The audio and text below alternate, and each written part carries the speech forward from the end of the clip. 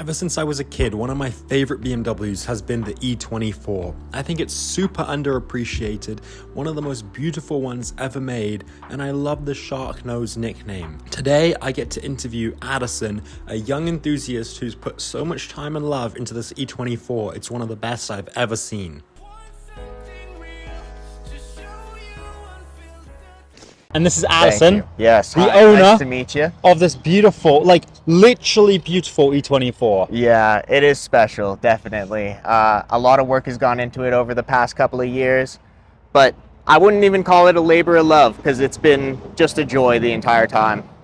It is probably the most immaculate one I've ever seen in my life. Yeah, it really stood out to me. You know, it's funny, when I saw the ads when I was first going to purchase it, I was looking for an E24, and the ads didn't do it justice until I pulled up to the driveway.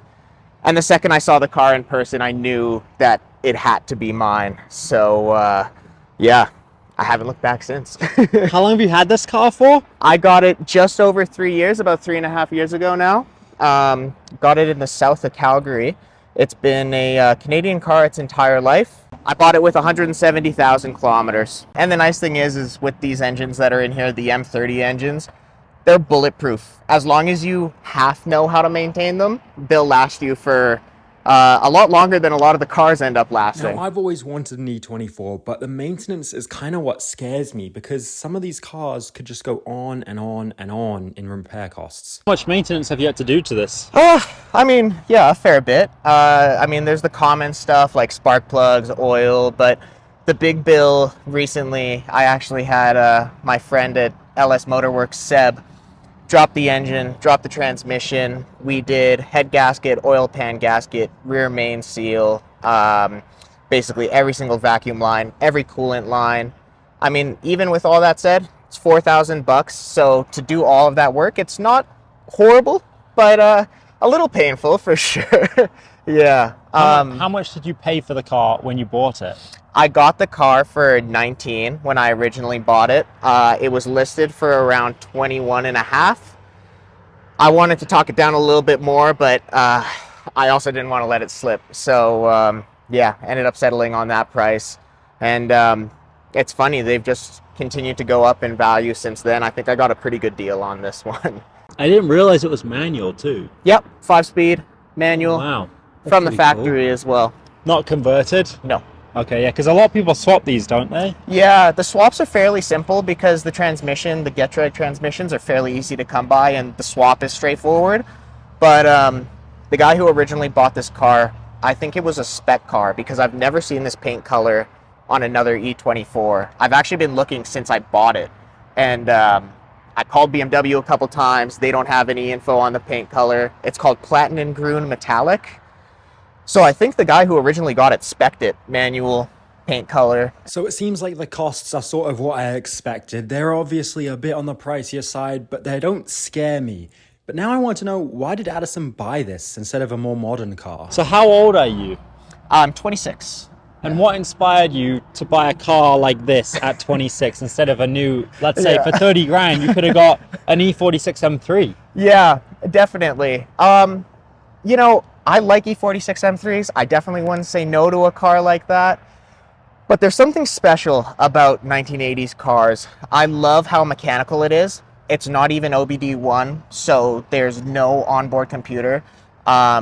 Cable driven, the clutch is cable as well. Fairly simple as far as German engineering goes, but incredibly cool for its time. And I think the biggest thing for me is just the styling of this thing. The shark nose is a car that I've been in love with forever. So when I saw this one come up, I really couldn't pass it up. I like E30s, I like 5 Series, but the 6 is special to me. Yeah, so. No, this, to me, I almost don't understand why they aren't more valuable. Like, you're, what, 30,000 into this car and it's mint? Yeah, pretty close to 30,000 into the car. It's funny, you know, they're not very common. The 5 Series are a lot more common. Because they kind of flopped the 6 Series when they first came out because they competed against the Jaguars and the Mercedes. These were priced way higher and essentially you were getting less car. Yeah. So I think people didn't really buy them at first and then they just kind of fell under the radar. They didn't get the hype of a E30, so they don't have the E30 price tag. They're essentially an E28, but just with 2 doors instead of 4. So, I don't know. They kind of went under the radar. I mean, the M's go for good money, but the 635s, you can get one for, 17,000 Canadian dollars in good condition, under 200,000 kilometers. Yeah, and like I've been looking at the market for these. You can still find even non-35s for like 10 grand, 15 grand. I saw one the other day for 7 for 633. The 633, I know. I kind of want that one. Yeah, no, me too. I was like gonna buy it, and I was like, I can't keep buying cars. But man, I think they're so underappreciated, and it's literally the best looking BMW. Modern, when I say modern, I mean like post 70s. Yeah. I consider those BMWs the 60s, 50s, different era. Yeah, completely. I mean, the 3.0 is kind of the dream, which is why I love this car so much. But obviously I'm biased. I agree with you, though. I think this is the best looking one. No, it's so cool. And you get back seats. Yeah. Like, look at the design in there. Yeah, so the back seat, it's funny. It comes out as a full bucket. Now, obviously, I want to know if this would be a good daily driver. So is it Very a good cool. daily driver?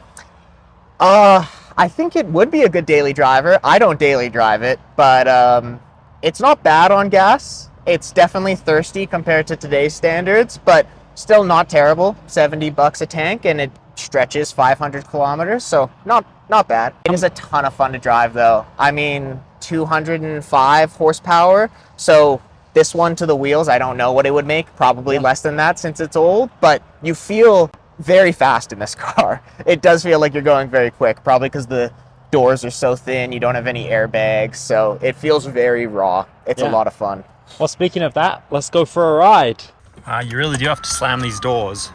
Yeah. There we go. Is that even shut? Yep. That's Are you sure? Should be. We'll find out. Oh, I don't trust it. There we go. There we go. Now that's shut. Man. Yeah, you got to give it some good weight. All because I don't have a tiny rubber piece that probably costs $3, but it's very difficult to find. You and me both. I don't have one on my car either. So I need to get one of those. Yeah. I literally did not realize until today it was a manual, and I've seen this car multiple times. Yeah, it's a good manual too. The diff ratio in the back is pretty aggressive, actually. It's like a 3.4 if my memory serves me correct. So it gets up and goes pretty quick. It's not, I mean, obviously not a diff that you would want to track something with. You'd need something more aggressive, but for a car with only 200 horsepower, it moves through the gears pretty quick. Yeah. So your goal with this car is to keep it as original as possible with just European bumpers? Not quite. My goal is to do a baby Group A version of it, which is essentially like the M6, but just slightly better. So I've replaced the handling pieces. So I have lightweight control arms now. I have Bilstein struts that are a bit stiffer. I have bigger control arms, bigger sway bars, and lowering springs. So the ride height isn't original anymore. It's about 1.5 inches lower than it would have been originally. But it sits right about where the M6 would sit ride height wise. So really the only thing left to do is a couple of fun things under the hood, like ITBs, new headers, expensive stuff, and probably means getting a standalone computer. What does your girlfriend think of the car? She loves it. It's definitely a good car to go and grab ice cream in and kind of cruise around town. It does get hot in here. It's like a fishbowl. There's a ton of glass, so in the summer, you cannot drive with the windows closed. It's way too hot in here. She likes it though. Definitely not mad at it. Whenever we go out and like I'll take it out when we go for dinner or something like that, we'll get a ton of. It's mostly older men and women who love this car, which makes sense, right? Because it's from their era. But there's been a couple times where like I've almost been late for a dinner reso because an older gentleman will want to talk to me about my car, and I can't really pull myself away from the conversation because it's fun to talk about, and they'll know a lot about these cars. So the conversations will stretch for like 30 minutes, and I'll be late for our dinner reservation. It's happened a couple of times. Huh. But yeah. Long story short, she likes it. I was going to ask if this car gets a lot of attention.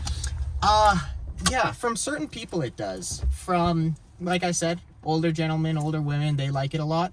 And then guys our age tend to really like it a lot too. I haven't gotten much kudos or anything from people like 40 to 60, but generally I think a big thing for it is the color. Like the color stands out a lot, so I think people are really, really happy to see it when they see it in the sunlight. The green is really pretty. But yeah, it gets quite a bit of attention from the people who know the car. I've got quite a few offers to buy it on the spot that I've had to turn down. Can't get over these metal door panels right here. They're so cool.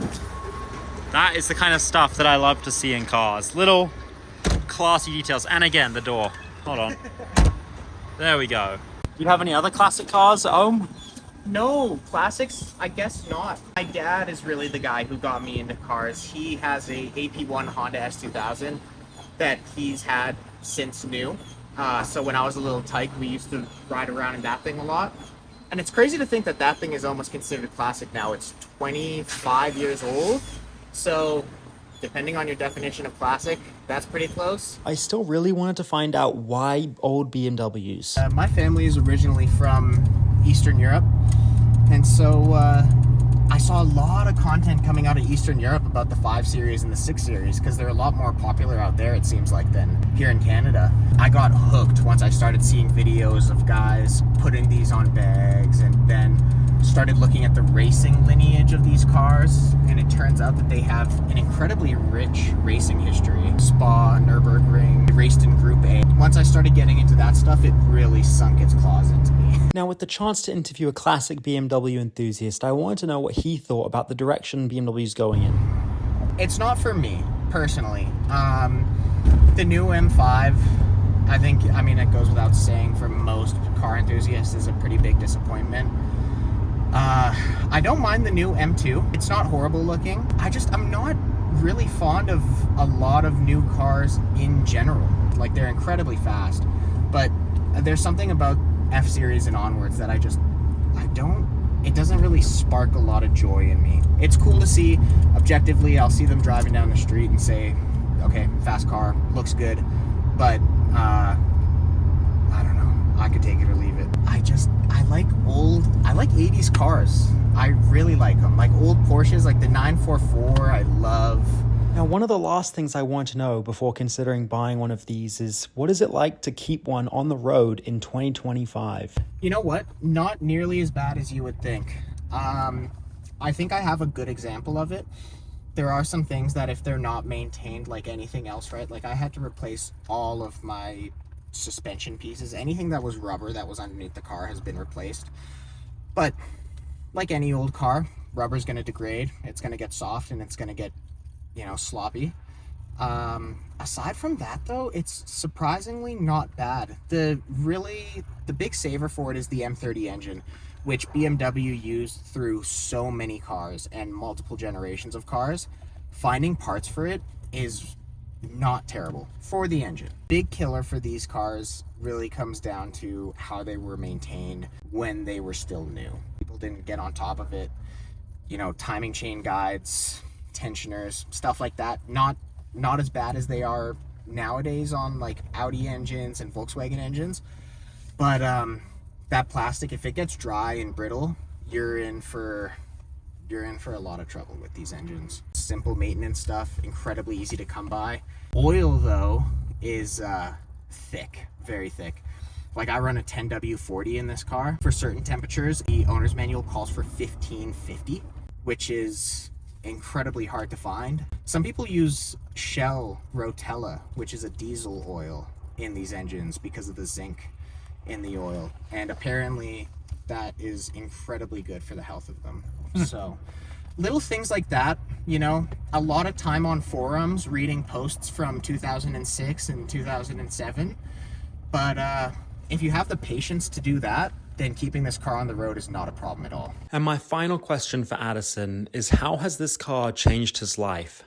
It took what was like a love for cars and a love for just automotive design and culture in general to a passion.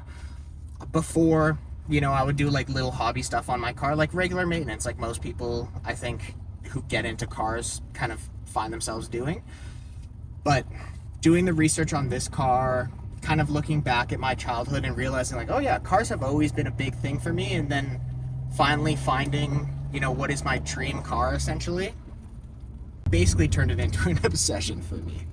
So if you go back, would you do it again, just how you've done it? 100%. Joke with my friends, but if I ever go bankrupt, this is the last thing for me to liquidate. I want this car to die with me, for sure. If I have to swap 3 engines, I'll swap 3 engines. I'm going to keep it on the road as long as I possibly can. Well, that's wonderful to meet a fellow person that loves cars in the same way and will keep them going. Thank you so much for taking the time today to show us your beautiful E24, Addison. Want to go follow Addison on Instagram? I'll put his link in the bio below. And now we're just going to go for a little drive.